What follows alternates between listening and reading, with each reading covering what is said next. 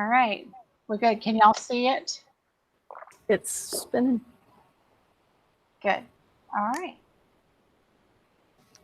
So, did you see the pictures fly in? Did that work? It worked. It worked, and it was remarkable. We made fun of ourselves with our little picture of you from last week, spinning and spinning and spinning.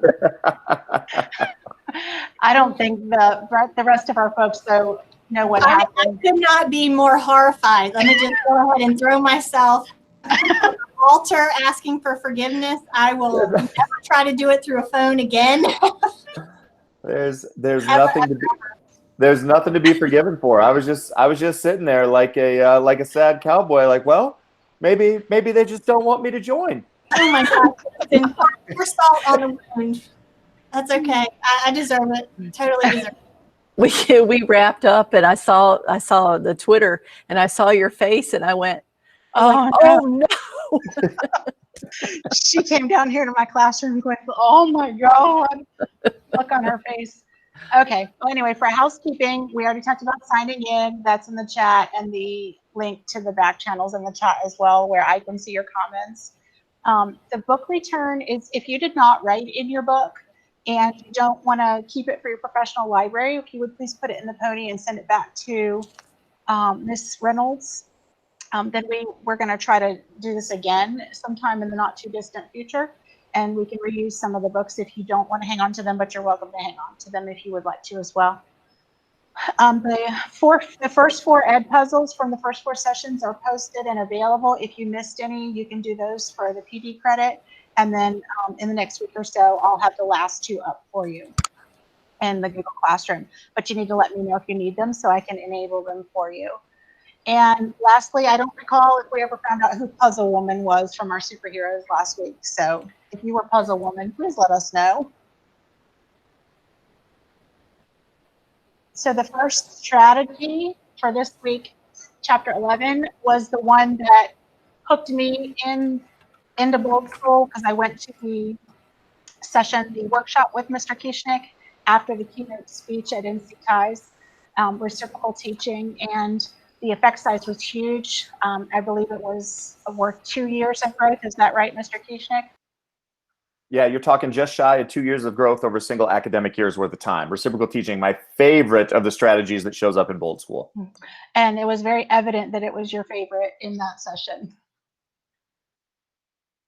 And then I included this one because Mr. Art Teacher, it said in the book that this strategy is good for any subject, and then there was the example of using it for art. So I'm not sure if Mr. Letourneau is with us today, but there you are, Mr. Letourneau. It's for you too. This quote I thought was interesting. Students read in every discipline, and comprehension of what they read is necessary in every subject.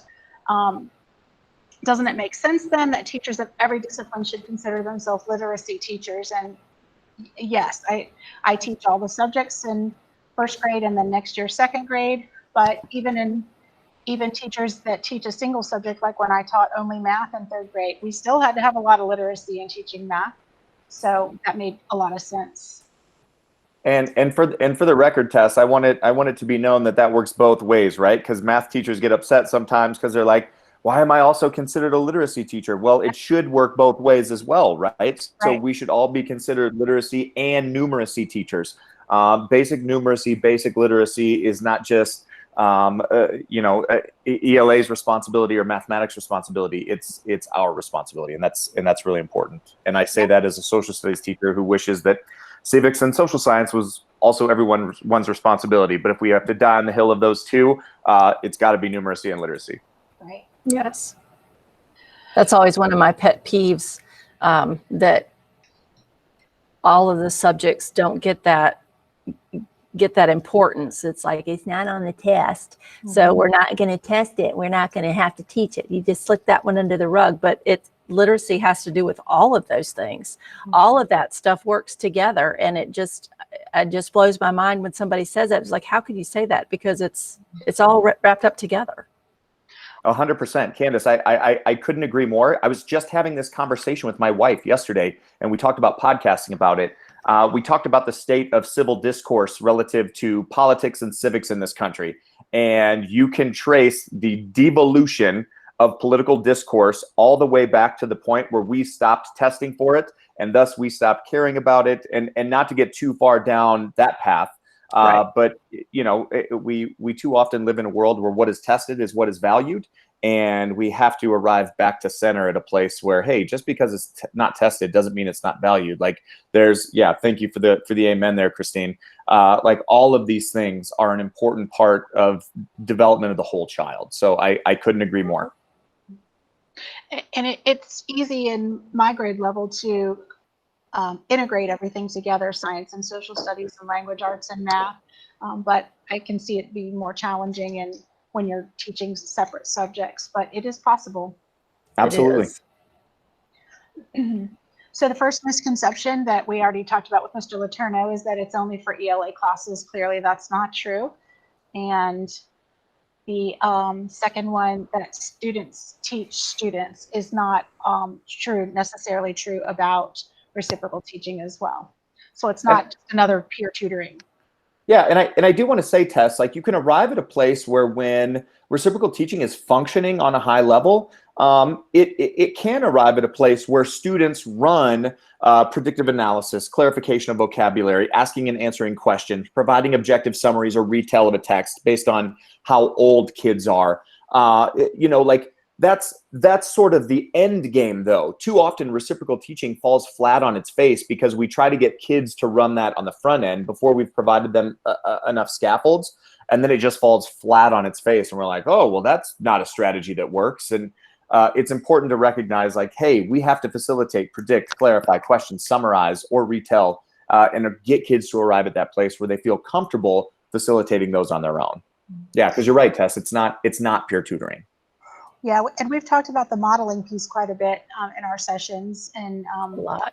in my classroom, Daily 5 is something that I model and model and model and model, and it pays off in the long run. So it makes sense that it would pay off for these other strategies as well.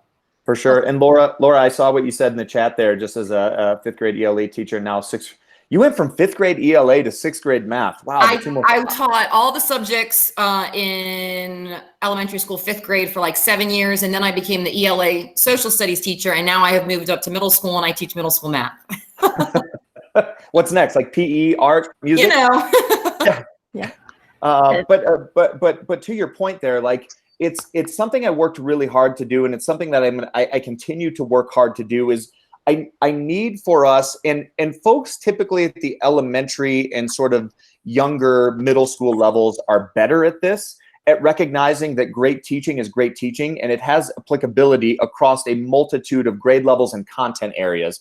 I struggle, so my background is as a high school teacher. I struggle with my high school teacher peers in a big way on this. One of the phrases that I hate so much is like, oh, that works great for younger kids, or like, oh, that works great for English language arts. And I want us to sort of take on the heavier cognitive lift of asking, like, okay, how can reciprocal teaching, which looks on the surface like an ELA strategy, be applicable in the arts, in mathematics, in phys ed? Because oftentimes if we do a little bit of a deeper dive, we find that, like, oh man, tons of utilization in that place. And that's just where great teaching lives.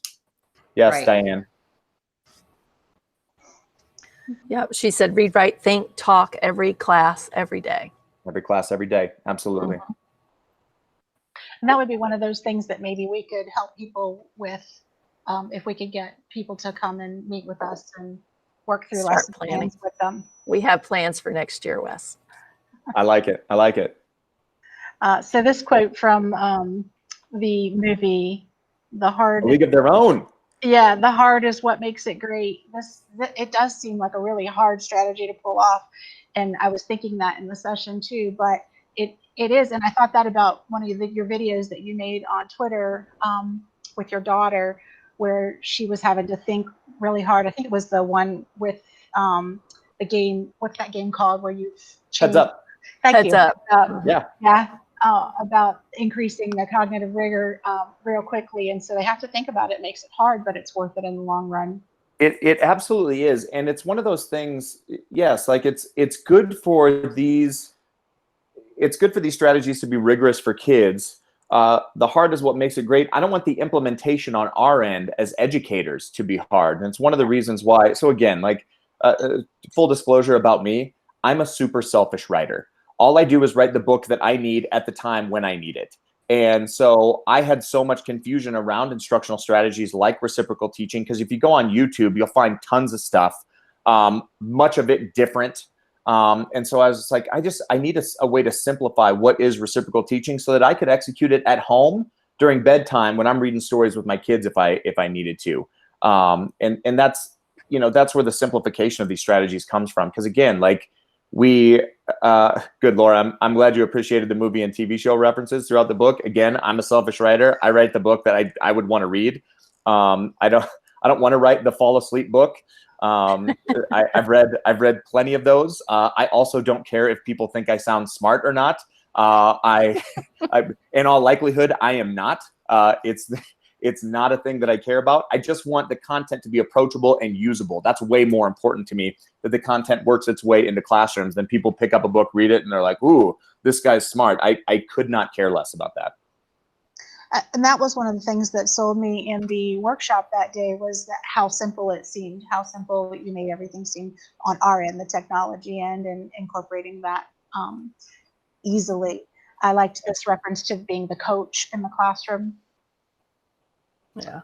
Awesome. And Sandra mentioned about it, strategic planning is the common tide throughout these great strategies. And we've talked about that as we've talked about each chapter is how if you set these up and set up these protocols at the beginning of the year, that you can just proceed. It's so much easier once you start establishing that. And if we are a true bold school, as they go through the grade levels, they've heard it, they know it, we're all speaking the same language, and it just makes it easier all the way around.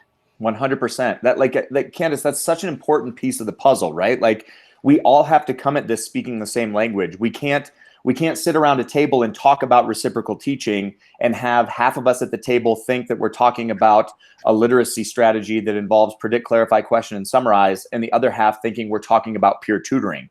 That's going to be a thing that if there's pedagogical confusion for us, then there's going to be content confusion for children.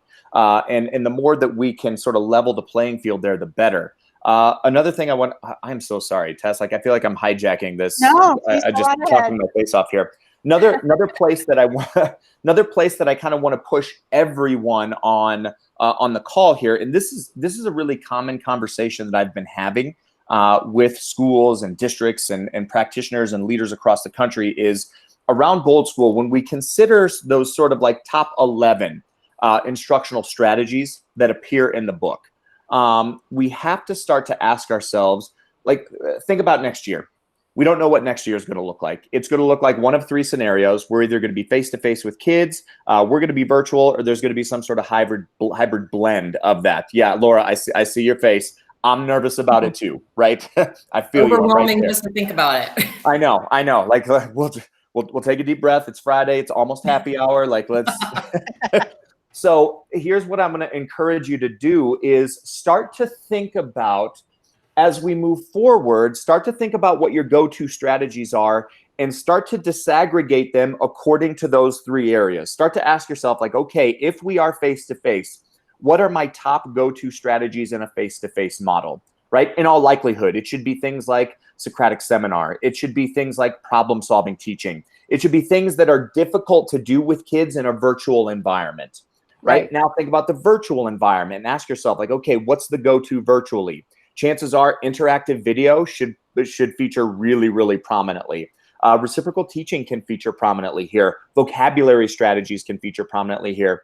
And here's the why. The why behind that is because if we are in some sort of hybrid model, I've been saying this all the time, like the gift that we got this last year when the pandemic hit was that we all went home in March. And the communities cut us some slack, let us get away with the fact that we were figuring this out as we went. Starting August and September, I'm telling you, like that hero status will dissipate really, really quickly if we are not prepared. And kids, if they are face-to-face with us and sometimes in a virtual environment, they can't be doing the same thing in both places. They can't be sitting, listening to a person talk next to a series of slides, that's not going to cut it. That's not going to cut it. And again, that hero status will dissipate really quickly. So start to disaggregate those strategies. Start to be real strategic as we move forward and say, hey, in a virtual environment, bang, here's my go-to strategies. And in a face-to-face environment, here are my go-to strategies, and here's why. It's going to be one of those things that, like, the optics, I mean, granted, the execution of that is good for kids, like high effect size strategies, a multitude of which are excellent. But the optics of that are going to be so much better for folks in our community so that people can see, hey, our kids are doing different things based on the locations and the mediums that they're using. And that is good for us, right? Right. And Lenetti made a good point that if it's a non-ELA teacher, they stop listening when they hear the word literacy. And that things need to be modeled and get engaged. And we talk about this a lot too, that, you know, we get something new here, we're going to do this. And then it just, everything, you know, you don't get the support that you need. So that we're hoping that this is one thing that we start and keep going after the book meet, is that we set this up so that we have a chance to be able to go over these strategies and show how it works and help it plan into curriculum. Yeah. I mean, the thing is, like, and I don't remember if you all have heard me talk about this, but I did some research for my book that I chose not to publish because I don't think it moves us forward as a profession. I think it puts a target on our back at a time when we have plenty. So I opted not to publish this. But in closed circles like this one, I like to talk about it. I did some research. I wanted to know the average number of instructional strategies that your average classroom teacher nationwide can name and describe with accuracy. Well, that was one of the things that I remembered from your speech that kind of spoke to me. I don't remember if it was the speech or the workshop, but you said that we need to know what these strategies are and be able to articulate them and use them properly, and not just say, oh, I was actually doing that and didn't even know it. Yes, please, please, please. Like, there's some, I am guilty of this as well. I would have an administrator come into my room. They would say, oh, what you're doing here is a jigsaw. And I'd be like, oh, like, I've been doing that for a while. I just didn't know what it was called. Like, please, please, for the love, stop saying that. It dilutes our professionalism. Yes. Our job is to know what we do, why we do it, what it's called, and whether or not it works. Right? Like, common language. Yeah, common language. Exactly. I saw that pop up in the chat too. Common language. Like, common language, leveling the playing field. I saw that. Who said that? Lenetti. Yeah, Lenetti. Almost like I thought I made it up myself. Totally. Lenetti, I thought I was better than I am, I guess. Yeah. It's like, oh, well, that's just the thing I've been doing. I thought I made that up. No, chances are someone's been doing it for a while. It exists. It has a name and probably has an effect size. So such a good point. Like, let's all get on the same page. It's good. It's going to be really, really critical. Really, really critical. I'm sorry, Tess. I'll shut up for a minute and let you keep talking. This is why we wanted you to be here. Yeah. Well, this is the day that started it for me, and those of us who went to NC Ties all heard you speak. And after the workshop, I was talking with a young lady that I was in the same workshop with Mike Morris the year before in the same room, and she said, "Go take a picture." So I was glad to. After the fact, I was very glad to have this picture and have that memory from that day to anchor things to for me. That was good, and that was one of my last days on the road. Looks like it was March 6th. I was off the road on March 11th. Haven't been back out since. Yeah. We worked on Sandra so that we could get books and get this started. So thank you, awesome. Chief. Thank you, Wes. Yeah, thank you to Sandra. I appreciate you getting all this together too, Sandra.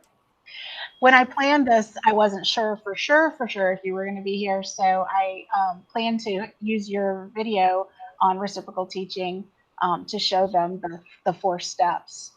So I'll just use a little bit of it because if I do it all, we'll go over time. But the first step of predicting. Let me go back to the video. If you don't want to show the video, let's. I was gonna say, if you don't want to show the video, mostly just because I don't want to sit here and watch a video of myself. Yourself, exactly. So the 4 steps, I can run through the 4 steps if you want to real quick. I've kind of done that, right? So 4 steps of reciprocal teaching: predict, clarify, question, summarize. One of my favorite strategies, can be used anytime. Kids read anything, any place, anywhere. So again, like step number 1 is to get kids to predict, like show the title, do a picture walk of the book. Like, these are things that I do with my own children every night, right? So like, picture walk of the book, flip the book closed, turn to the kids, hey, make a prediction. What do you think this book is going to be about? Why? Because predictive analysis is important.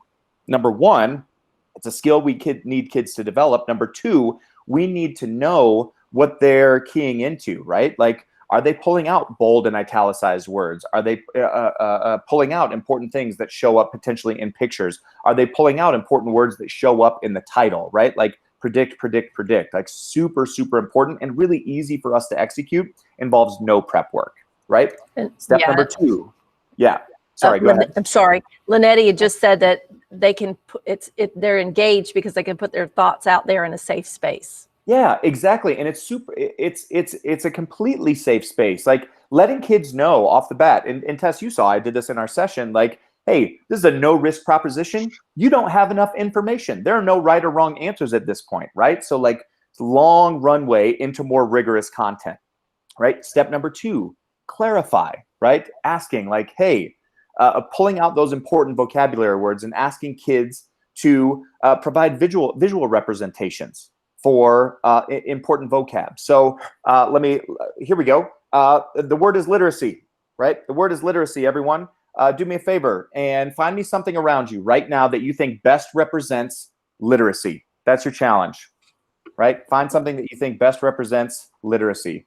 Find an object, hold it up, hold it up, hold it up in front of your camera.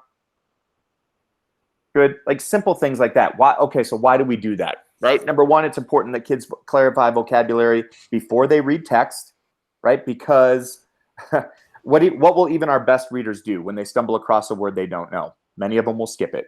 We know that they will. Vocabulary is huge. Linetti, remember those statistics that I showed you in Bold School. You want to know how quickly the equity gap shows up? It shows up immediately by age 3. Look at the working vocabulary of kids who are identified as either upper class, middle class, or on welfare. All of a sudden, the equity gap is huge, and that is linked directly to vocabulary. And we can bridge the vocabulary gap by making sure kids have the comprehension and the visual representation that goes with vocabulary. Now, that's not the same as asking kids to draw a picture of a thing. You're asking them to create picturing from nothingness. It's a way, way more difficult task. So what we're asking kids to do in that moment is the same thing as the exemplar I gave in the book, right? When I said, whoop, decline. Sorry, my phone just rang. Did you hear that? Mm-hmm. Yeah. My phone just rang and it pops up here on my computer, which is just an awesome thing for me to have. So it's the example I gave in the book, right? The flossinosinahilipilification hilopilification example. There right? it goes. Yeah, there it is. There it is. The word in the book is flossinosinahilipilification hilopilification. It's a real word. Imagine throwing that out, right? When you have no comprehension, you have no picturing. Picturing equates to comprehension. There's no comprehension without picturing. We can create picturing for kids at a moment's notice, and we have to do that to clarify vocabulary. Predict, clarify, you go through, you read the text in its entirety, and then question. This is the one teachers most frequently get wrong, because who do we think should be asking the questions? Us. Who should actually be asking the questions? Kids. We have to get kids asking and answering questions. And one of the ways that we do that is by providing them question stems to make sure we get rigorous questions, right? So like stem number 1 is, hey, ask me a question where all the reader has to do is go directly back to the book to find the answer. Number 2, ask me a question that includes at least 2 of the new vocabulary words that we just learned. Question number 3, ask me a question that begins with "in your opinion" and requires the reader to state an opinion they have about the text and defend that opinion by using the text. Just like that, you're at level 1, 2, levels 3, 4, and levels 5, 6 of Bloom's, just with those 3 stems. So again, get kids asking and answering questions.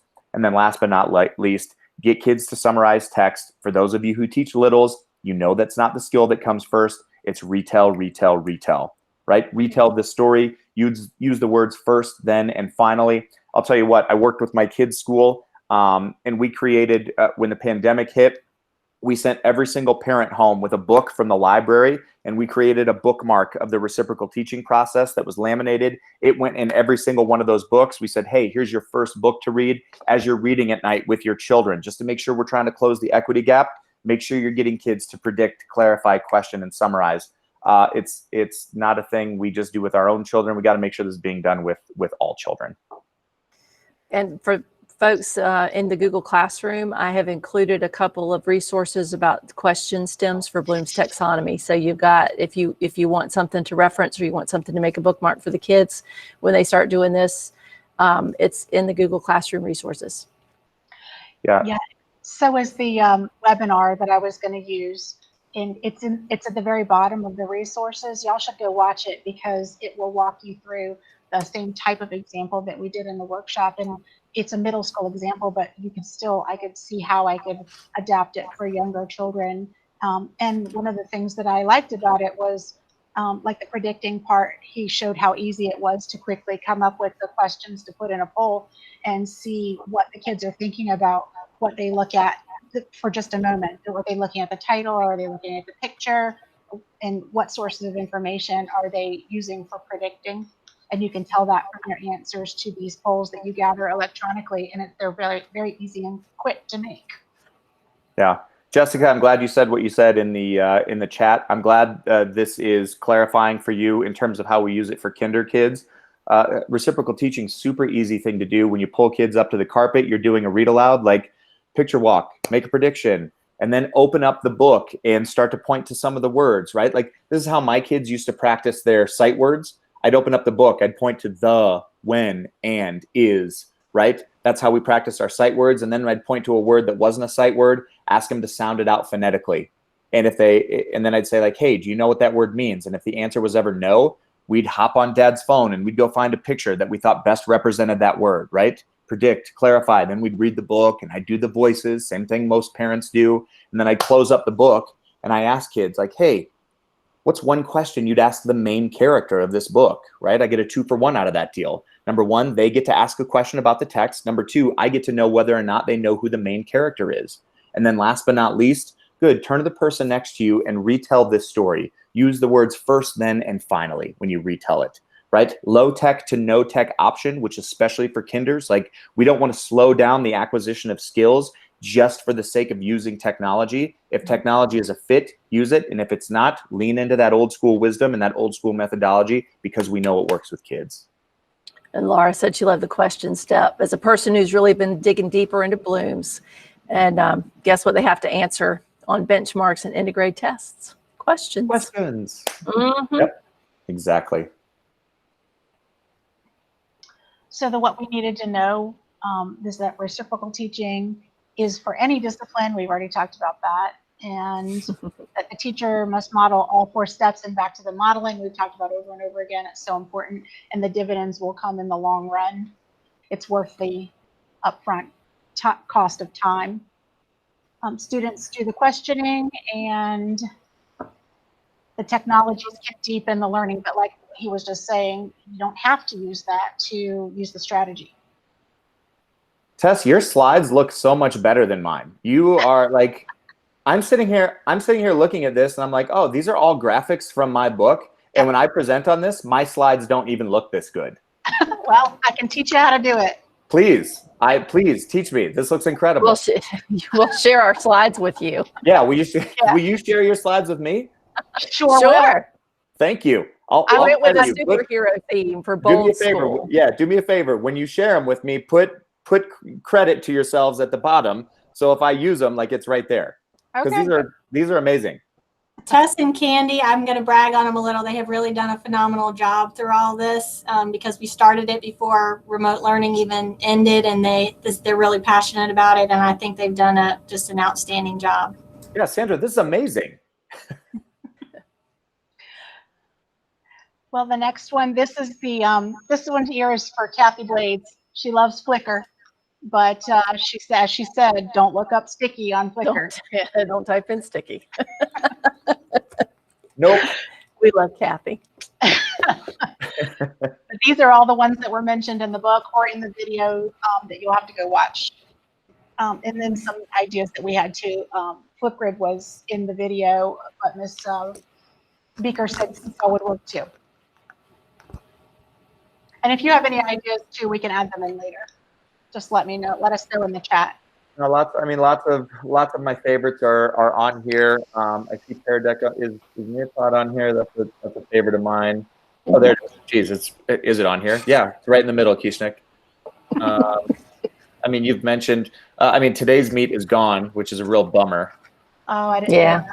Yeah, so today's meet is gone. I asked the guy who founded that site why he pulled it down. He was like, I couldn't figure out a way to monetize it, and it became too big to continue to run. And I was like, dude, sell ad space. Like 50% of the teachers in the country at the time were using today's meet, and then it just disappeared. That's too bad. Yeah. All right, so on to problem-solving teaching. It also has a high effect size 0.63, not quite as high as reciprocal teaching, but still significant. And we all know what a spoon is shaped like. Spoon feeding isn't really helping anyone. I almost wanted to add the matrix there about the spoon, but I didn't. I'm a movie person too, so I love the movie. I like that. I like that. There is no spoon. There is no spoon. So add it in. So the word that popped out to me in this chapter was authentic, and I wanted to ask you all why that word is important in problem-solving teaching.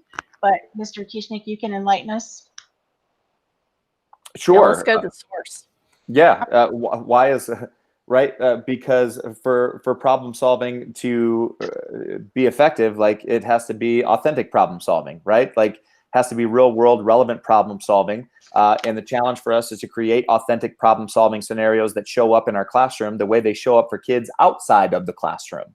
And that's a challenge, right? So the answer to the question, why is authentic so important to problem solving teaching? Because, so often we are telling ourselves like, hey, we are preparing children for real world unpredictable scenarios. But what learning looks like in the classroom often doesn't resemble how learning shows up outside of the classroom, right? In the classroom, there is a problem, and then immediately there is a solution.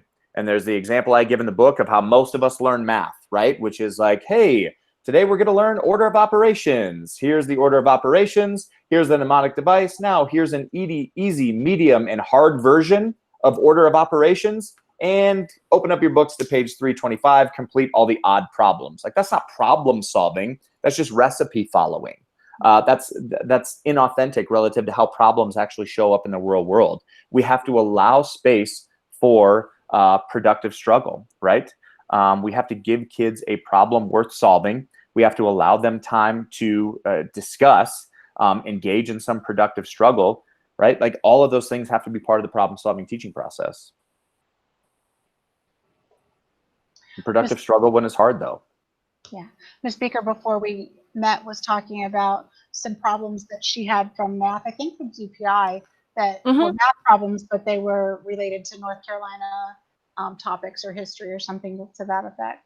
Yeah. Nicole brings up a really good point in the chat. She says also really hard when parents are doing their work for them during remote learning.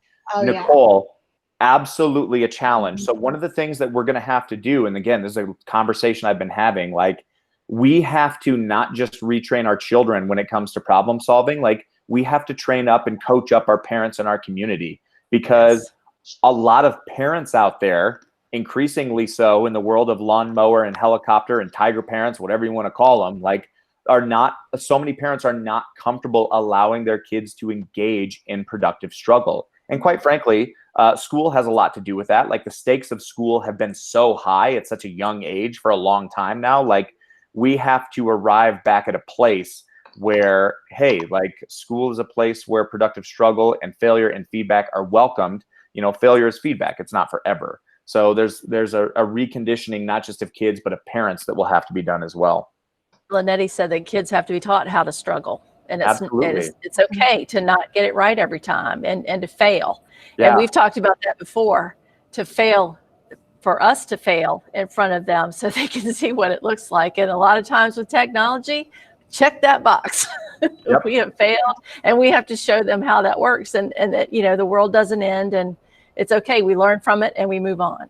Yeah. And Nicole said they have to learn that growth mindset. You're 100% right. Everyone likes the idea behind grit and growth mindset. Like we love Angela Duckworth's work. We love Carol Dweck's work in theory, until we start to see kids engage in productive struggle and then have to apply grit and determination. And then it's like, like, you know, then it's a real problem. And that's just because we have the hearts of teachers, right? We get into this profession not because we want to see kids struggle, it's because we want to see them succeed. Well, we have to be thinking about short-term pains and long-term gains, and setting our kids up for those long-term gains by allowing them to engage in some of those short-term pain scenarios. And you have to know, I just feel like you really have to know your students and know them well. There's a certain amount of emotional intelligence that's essential. You know, the real art behind the science of teaching, I guess, is the way I always saw it, because you can't handle this child in the same way you handle that child when it comes to that struggle. You just have to be very deliberate and cautious. But like you said, it can be huge gains on the other end of it to help them through that. Absolutely. Absolutely. Ladies, forgive me. I've got about 7 minutes before I have to jump off to another call. Forgive me. That's quite all right. That's all right. So- We're glad you're here. The next version of your book needs some pictures on the 5 steps of problem solving teaching, because there weren't any pictures for me. Sorry. So, Make a note on the slide, and I'll include it in the reprint. okay. Thank you. But yeah, one thing I just wanted to say real quick is that I have noticed that a lot of times the brighter children really struggle with productive struggle. They're used to just knowing, and they get really frustrated and upset sometimes when I let them have to try to think and figure it out for themselves. So Tess, my son is one of those kids. Like he falls in the category of kids for whom you know, learning is easy. School is predominantly easy for him. But the minute he has to engage in some productive struggle, the minute a thing is hard, like it is very, very difficult for him. And so like we are constantly engaged in the process of allowing him to engage in productive struggle. I'll tell you this is my mean parent moment. Enjoy. Feel free to judge me for what I'm about to say. So my son, in addition to, you know, school's pretty easy for him, he's also a really athletic kid. And so like the minute he picks up a ball or picks up a pencil, like things just come easy. You know what? He is a terrible ice skater. I mean, terrible. And I try to take him ice skating all of the time because I need him to engage in a thing that he is terrible at. And I need him to struggle and struggle and struggle and struggle and know that that's okay. Yeah, so that's my terrible parent moment. I put my kid on the ice on a pair of ice skates, not because he loves it, because he's terrible at it. And hooray for dad. Yeah. Everybody needs a challenge. Yeah, good. Hey, Jacqueline, I'm so glad you like the chapter on peer tutoring. Sorry, I'm trying to jump in the chat window here too. Yeah, Diane, I see what you said there. Yeah, it's the teacher's fault. Diane, I can't tell you in the age of pandemic, in the age of remote learning, how frustrated I've been. And it's a conversation I continue to have with parents. I'm so frustrated by the number of parents I've heard say, oh my gosh, like I'm schooling from home. Like I'm doing the teacher's job. And every time I hear that, I'm like, oh, I'm sorry. Like, when did educating our children just become the teacher's job? I thought it was our job, right? Collectively as a community. One of the things that I hope happens after remote learning is we restore sort of like the handshake agreement that needs to take place between educators and parents and at-home caregivers, because it takes both. Like, parents and at-home caregivers are the linchpin. We will see these kids for 6 hours a day. And guess what? The other 18, they are at home or with coaches or whoever it is. Like, that has to be a thing that's restored in the midst of pandemic, in the midst of all this. It's a place where we have to come back to center. Because if I hear one more parent say like, oh man, I'm doing the teacher's job, I'm going to lose my mind. Sorry. Again, just point of contention for me. And yeah, and You're Laura, in a safe I will space preach here. on it. So for this strategy, they needed to master the surface knowledge first, and then the practice is what we want them to have some productive struggle with, but not too much struggle. We don't want them to struggle to the point of failure and blow the place up like the guy. Gopher. Can't think of his name. Carl. Yes. Carl I Spackler. love Carl. I had to add a Carl thing in here. She's going to get to in a second. And embracing technologies with guidelines. So and that's another thing about the modeling. They have to know how to use it and what the appropriate use is, or it's not going to do any good, just be a waste of time. Yeah, they got that going for them. Wes, there's- we know you have to move on. Are there any thoughts you want to give us before you head out, and then Tess finishes us off? No, just my appreciation. And I want you all to know that I did a count the other day, and in the 4.5, 5 weeks that we've been at this, I have offered up now 75 webinars or book studies of some kind. And in each one of those, it's been a busy time. And in each one of those, I need all of you to know that I have been trying to make sure that everyone knows in every community across the country that in the age of global pandemic, it was our schools and it was educators that made sure kids were fed physically, mentally, and emotionally. I mean, the kids lined up at our doors and we provided them with food. We provided them in many cases with devices, and we provided them with instruction and the relationships that they needed to get them through. And I will continue absolutely every single day to let people know that our educators showed up and showed out. So I'll say this just from the perspective, not as a fellow educator, but as a parent. On behalf of a parent, thank you guys for all you've done, all you will do, all you are endeavor to do on behalf of our children. Because I'll tell you what, our kids need you now more than ever, and you've showed up better than you ever have, and you had already looked pretty darn good. So thank you guys so much. I'm so grateful. Thank you to everyone who's saying thank you in the chat window. I see you as well. Know that I'm grateful for you, for your time. I'm so glad you enjoyed the book and enjoyed the time together today. Thanks so much, you Wes. again. And All happy right. Father's Day. Hey, thank you so much. I appreciate it. Thank you so much. Sure. Have a great one. You too. too. Bye. Tess, I know you still have more to add. I just know that he was trying to get out, so I didn't mean to interrupt you. I understand. That's fine. Thank you. But Candy, your little dude. What's Carl. he saying? So I got that going for me. That's I right. got that going for me. Yeah. I couldn't resist. There weren't quite as many apps in this chapter, but if you send some that you think would be good for this strategy in the chat, we'll add them to the slides.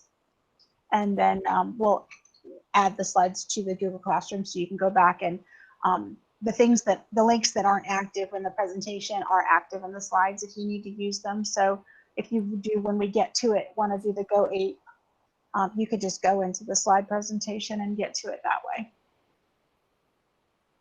Last strategy, space versus mass practice. And he did not have an effect size in the beginning of this chapter. It came later when he talked about how they need both space and mass practice. Knowledge fades, unfortunately, and that is an issue for us because we're stuck to a schedule or a, what am I trying to say? A pacing guide we're trying to stick to. And we want to make sure that we teach everything we're supposed to teach, but we also have to go back and hit some of the things that they need practice with to stay current and not lose their skills. One of the things that made me think of when I was reading the chapter was Fantastic Five, which y'all may be familiar with it, but I was not until this past year when one of my colleagues in first grade went to a math training over the summer and came back and shared that with us. And so we created these 5-question little daily little worksheets that they could work on for 10 minutes at the beginning of class. And some of it was review stuff that they'd already learned, and some of it was stuff that they hadn't learned yet. And that gave us a little bit of information about who already knew how to do some things that we hadn't even taught yet, so we didn't waste time teaching things they already know. But it was a pretty valuable little tool to be able to use like a spiral review throughout the year, and also get some assessment data. This speaker mentioned this game, the bump game, and it can be used for lots of different math, addition, subtraction, multiplication, division. It's for fluency practice, I guess. So if you wanted to put, No, if you want to put that in your centers, and bump is one of those games where they learn the format.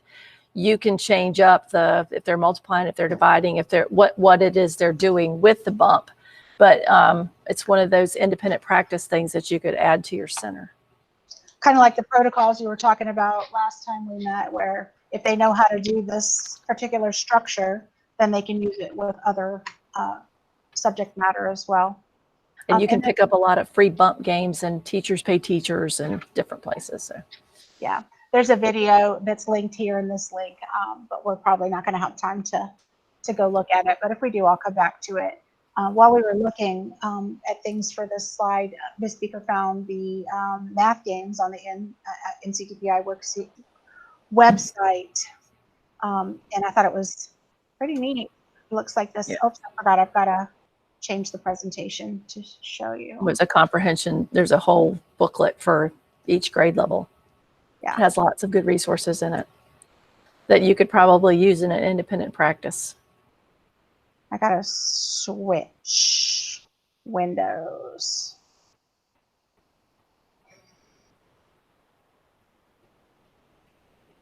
There it is. So they look similar to the covers of the other documents that we have for our different grade levels for standards and crosswalks and those types of things. But I had not actually seen this one before. So I looked at some of the games. I think this is the one that you were saying some of the third grade ones had social studies content in them as well. Well, the games are North Carolina themed. I think they had the Charlotte Raceway in the third grade. There was a Charlotte Raceway game. So you've got that North Carolina tie-in. Okay. Oops. I'm going to switch back.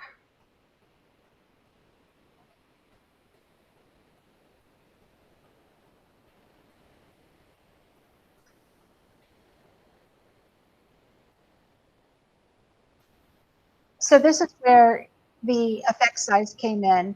If you use mass and space practice both with the station rotation model effectively, then it could get an effect size of 0.6, which is also significant, almost as much as the last one that we talked about. Mass practice is when you're like learning something new in that time that you're supposed to be learning it in, like maybe your modules in math. And you're learning what's required in that time. But then if you move on to something else and they don't keep practicing, they might lose some of that. So you need space practice over time as well. So I've already used math rotations in math. Like some people use like the daily 3, and different people do it differently. But I do have one station that's usually some kind of review in addition to that Fantastic 5.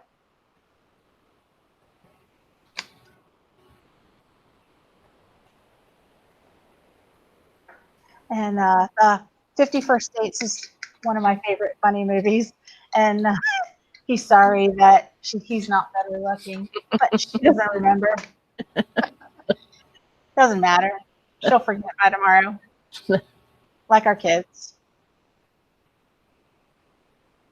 So the teacher's name was Mark, and what he and we needed to learn was that repeated exposure makes learning sticky, but don't go look up sticky on Flickr.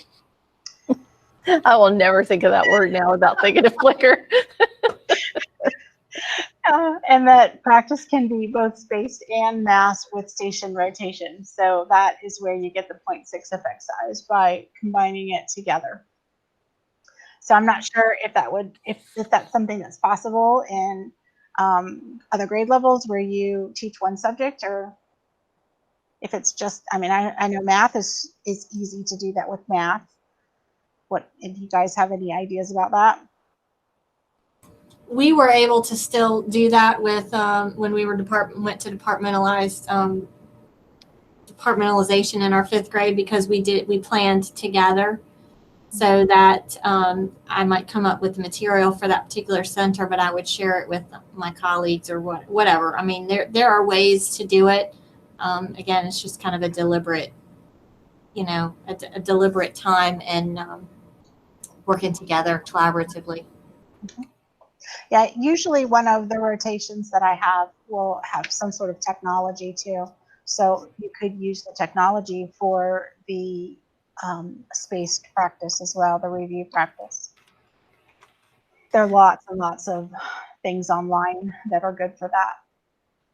Laura had, she said her math colleague, she and her math colleague used this for kids as a 3-minute warm up. So they did. You want to talk about it, Laura? You're on there. Talk about it. You're on. I was going to say I actually got the idea from the 7th grade teachers because my math colleague, Miss Veazey, and I were both new.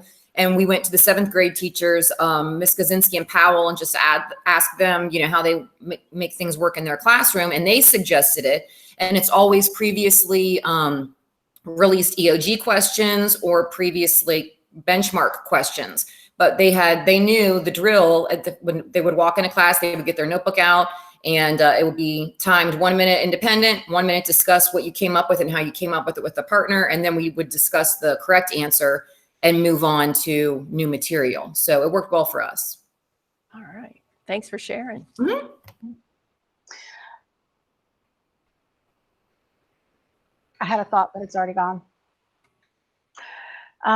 The apps that he mentioned in the book or a video are here. But again, if you know of any others that would be good, just say so in the chat and we'll add them to the slides as well. So wows from this week, share with us.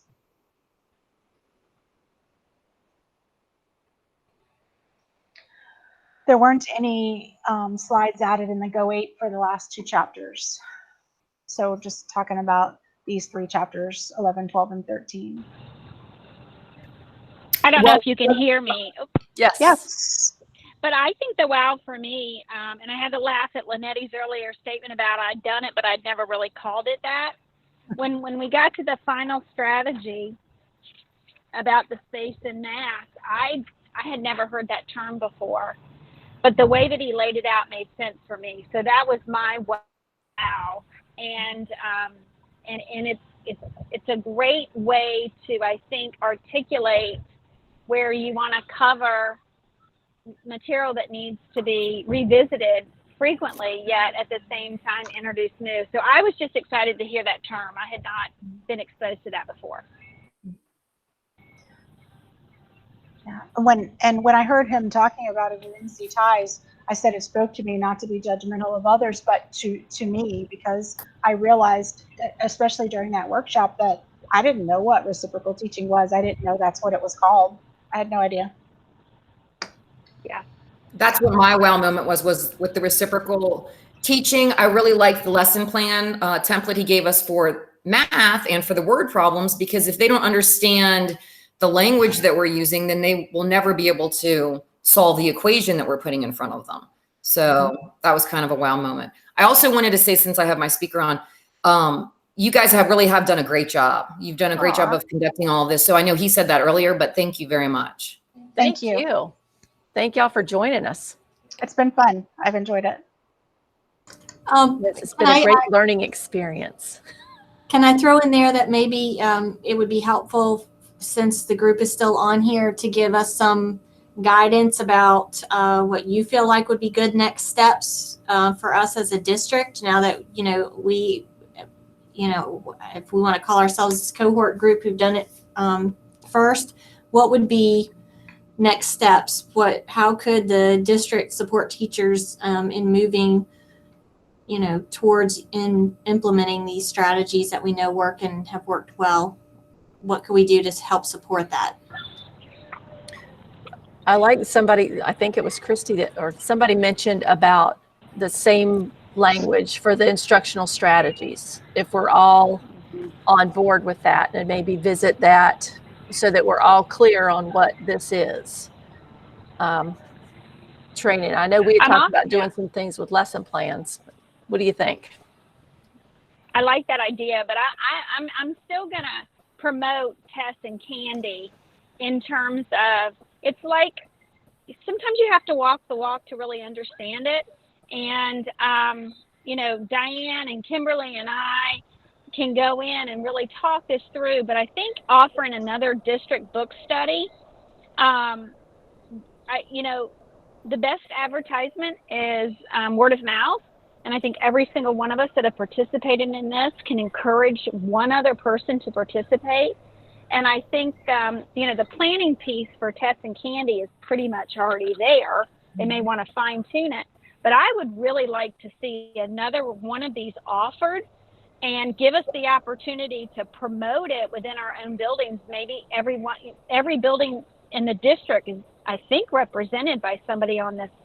And I certainly would encourage a significant amount of people to participate. And of course, you earn CEUs, but I think we've got to get people to really understand the language as well and why we're doing it, and spread it that way as well, if that makes any sense. Tia said offer instructional rounds to other colleagues for buy-in for trying Bold School. Mm-hmm. Yeah. And I think we want to try and infiltrate as much as we can here, and even put these strategies into practice and what a lesson would look like, and how you would incorporate that, and what strategies you would use to kind of start a base of lessons or something that demonstrate Bold School. And it's working. And even you talked about dream video libraries, Christy, we could start something and have a base of stuff. Well, and you can almost challenge people to become Bold School, like an actual district, like a Griggs Elementary, that if a certain percentage of their staff participate in this PD, do they become a Bold School? And we can maybe even just kind of play off of that. But I think we got to hit some more folks with this. Yeah. Mm-hmm. We are definitely willing to do it again. Oh yeah. And help support teachers at our school. That was already part of our plan, but I just had the idea while you were talking that maybe you guys, as you stumble through things like we have, if you're willing to record the things that you do and that you try and share them with the group in some way, we could make some sort of a repository for those kinds of videos to share. Like Ms. Robertson and I know, we go behind the glass and teach reading recovery, and half dozen people or more watch us every month. So we're used to people seeing us even when we mess up. And it's something that's helpful to others to see how it works for other people, not just when you do great, but also mistakes. You can learn from those mistakes too. Absolutely. The power of the shared learning experience. Everybody has the same view, and then you kind of, it's that powerful immersed learning.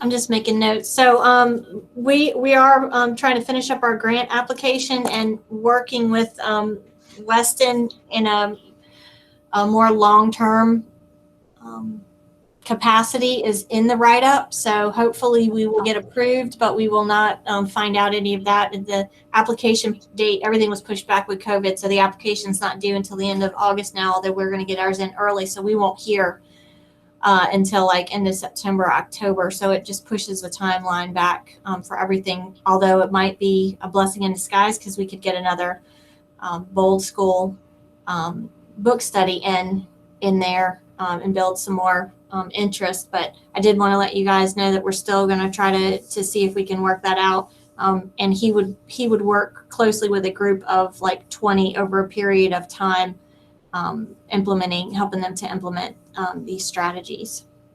Love it. I think it's a great idea too, to, like he said, just pick certain strategies to start with and stick with that until you've mastered that before you try to go bigger. Yeah. So we have that base of this is what it looks like, and we're comfortable with that, and we're all using that language. This is what it is. Instead of scattering. Well, I can't thank you ladies enough. It has been a great experience, and you both have done a phenomenal job, and you definitely took it and ran with it in a way that showed your passion for the content. So I want to personally thank you for that and your willingness to do it again. We're lucky to have you. Don't forget to go APE. They'll be up there when you start doing things or start planning. Make sure you add to that so that we have a nice shared idea base. I'm going to go add that. Add Base is the my favorite slides. word today. Base. I'm going to add today's slides to the Google Classroom right now while I'm thinking about it, so I don't forget. And there, so that's in there, and you can access it that way. Thank y'all for joining us every Friday. Y'all been great. Thank you.